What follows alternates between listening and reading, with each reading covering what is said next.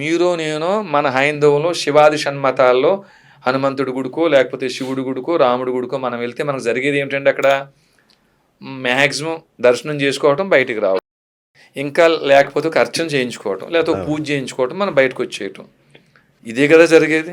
కానీ మసీదుల్లో చర్చిల్లో వారి మతాన్ని ఎలా విస్తరించుకోవాలి, ఐక్యంగా ఎలా ఉండాలి, ఎలా అన్ని మతస్థుల్ని మనం మతం మార్చాలి అని వారు చక్కటి ప్రణాళిక వేసుకుని బోధిస్తున్నారు. ఎవరు బోధిస్తున్నారండి?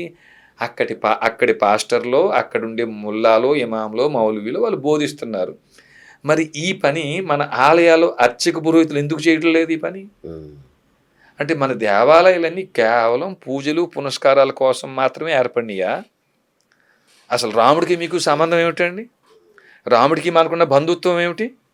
కృష్ణుడికి మనకున్న బంధుత్వం ఏమిటి? దుర్గమ్మకి మనకున్న బంధుత్వం ఏమిటి? ఆ క్షేత్రానికి మన గోత్రానికి ఉన్న సంబంధం ఏమిటి? ఈ బోధించాల్సిన బాధ్యత ఎవరిదండి? ప్రాంతీయ భావం కూడా పోతుంది వారు ఆ బోధన చేస్తే. ఓకే, చిన్న కనీసం బేసిక్ నాలెడ్జ్ కూడా మన ఆలయాల్లో మనకు లభించటం లేదండి. చాలా సులభంగా చెప్పేస్తాం మనం. రాముడు ఎక్కడ వాడు అంటే అయోధ్యలో జన్మించాడని చెప్తున్నామండి. కృష్ణుడు ఎక్కడంటే మధుర అని చెప్తున్నామండి. ఒక విమర్శ ఉందండి, అసలు రాముడు కృష్ణుడు వీళ్ళందరూ క్షత్రియులు, విదేశాల నుంచి వలస వచ్చారు, మన దేశాన్ని స్వాధీనం చేసుకున్నారు, బ్రాహ్మణ క్షత్రియ వైశ్యులు ముగ్గురు కూడా ఇక్కడ వారు కాదు, ఎక్కడి నుంచో వలస వచ్చారని చెప్పేస్తున్నారండి. దాన్ని ఖండిస్తూ బోధన ఎక్కడ జరగాలండి? మన ఆలయాల్లో జరగాలి. మృగ మదలలామ శుభ నీతిల వర జటాయు మోక్ష ఫలదా. వాల్మీకి రామాయణంలో జటాయు శ్రీరాముడి సంభాషణ ప్రకారంగానే బ్రహ్మకు 14 మంది కుమారులు, అందులోకి ఆయన మరీచి కశ్యపుడు పుట్టాడు. కశ్యపుడికి 8 మంది భార్యలు, 8వ భార్య పేరు మను. ఈ మనుకి బ్రాహ్మణ క్షత్రియ వైశ్య శూద్రులు జన్మించారు అని చెప్పుంది. అది నిజం చేస్తూ బ్రాహ్మణుల్లో కాశ్యప గోత్రం, క్షత్రియుల్లో కాశ్యప గోత్రం, వైశ్యుల్లో కశ్యప గోత్రం, శూద్రుల్లో రెడ్డి, కమ్మ, కాపు, మాల, మాదిగ, కమ్మరి, కుమ్మరుల్లో కాశ్యప గోత్రం, మన అందరూ బంధువులమే అని చెప్పే బోధన ఆలయాల్లో జరిగితే ఈ విమర్శకు తావెక్కడుందండి? బ్రాహ్మణ క్షత్రియ వైశ్య శూద్రులు వేరు అనే విమర్శకు తావెక్కడుంది? కాబట్టి ప్రధానమైన బోధన జరగకుండా అక్కడ మీరు కానీ నేను కానీ వేరే మీడియా వారు కానీ ఎంత పరిశ్రమించి ఎంత చర్చలు మనం పెట్టుకున్నా పెద్ద ఉపయోగం ఏముంది? అంటే అట్లా చేసే గరికపాటి లాంటి వారిని అవమానిస్తున్నారు కదా, బయటకు వచ్చిన వాళ్ళ అవమానించుకుంటూ. గరికపాటి గారు కూడా బోధన చేయలేదు కదా, ఆయన చేసిన ఎన్ని ఉన్నాయి మరి. గరికపాటి గారు ఏం చెప్తున్నారు? రామాయణం చెప్తూ ఇలా ఉండాలని చెప్తున్నారు గరికపాటి గారు. గరికపాటి గారు కూడా చతుర్వర్ణాల వారు ఒక తల్లి పిల్లలే గోత్రం ప్రకారంగా. ఇదిగో రెడ్డిల్లో పైడిపాల గోత్రం ఉంది, పోతం శెట్టి ఇంటి పేరుతో, కాపుల్లో పైడిపాల గోత్రం ఉంది, పాటం శెట్టి ఇంటి పేరుతో, కమ్మ చౌదరీస్లో పైడిపాల గోత్రం ఉంది, కంబంపాటి ఇంటి పేరుతో, మంగల్లో కూడా పైడిపాల గోత్రం ఉంది, పసుపులేటి ఇంటి పేరుతో. మన అందరూ బంధువులైన బోధన ఆయన చేయలేదు కదండి. కాబట్టి ఇప్పుడు ఆయనైనా నేనైనా మనకు ఉండేటువంటి నాలెడ్జ్ పరిమితమైనది అయినప్పుడు మనం చేసే ప్రక్రియ ఏంటంటే సమాజంలో ఎక్కడ లోపం జరిగిందో ఆ లోపాన్ని సరిదిద్దటం కోసం బోధన జరగాలి.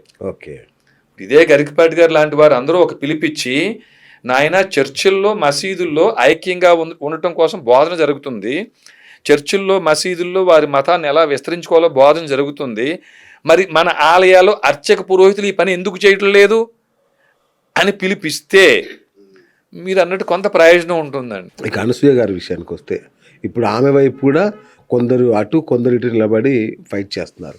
నా డ్రెస్ నా ఇష్టం, నేను ఎలాగైనా తిరుగుతాను అనసూయ అంటున్నారు. మీరేమంటారు దానికి? ఇందాక మనం అంటున్నాం కదా, మహాత్మా 2 రకాలు ఉన్నారండి. నాకు గౌరవం కావాలి, ఇట్లా కప్పుకోవటం ద్వారా గౌరవం వస్తుంది అనుకున్నవారు అలాగే ఉన్నారండి, దాన్నే సమర్థిస్తారు.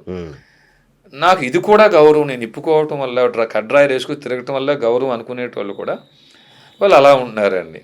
కాబట్టి ఇక్కడ మనం 100% వారి ఇష్టానికి వదిలేయటం తప్ప మనం పాటించినటువంటి ఏమిటండి, మనం పాటించిన ఆచారాన్ని ఒకళ్ళ మీద రుద్దకూడదండి.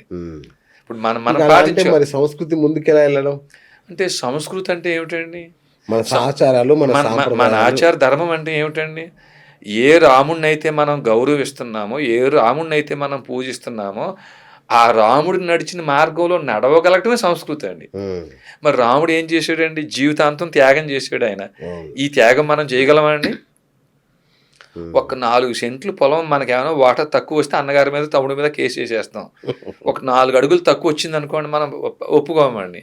ఆయన జీవితాంతం త్యాగం చేసాడండి ఆయన. సత్యహరిశ్చంద్రుడు ఈ రోజుకి ఇన్ని యుగాలు అయిపోయినా మనం గుర్తుపెట్టుకున్నామంటే అండి, 6 స్వరములు వరరాగమని కోదండాన చేతబూని అంత శక్తి కలిగి విశ్వామిత్రుడిని నామమాత్రంతో విశ్వామిత్రుడిని సర్వనాశనం చేసేటువంటి శక్తి కలిగిన సత్యహరిశ్చంద్రుడు. ఏమిటండి 14 భువనాలని ఏకీకృతం చేసేటువంటి ఆయుధాలు కలిగిన రామచంద్రమూర్తి. వారి కష్టాలనే ఓర్చుకుంటూ జీవితాంతం ప్రయాణం చేశారు.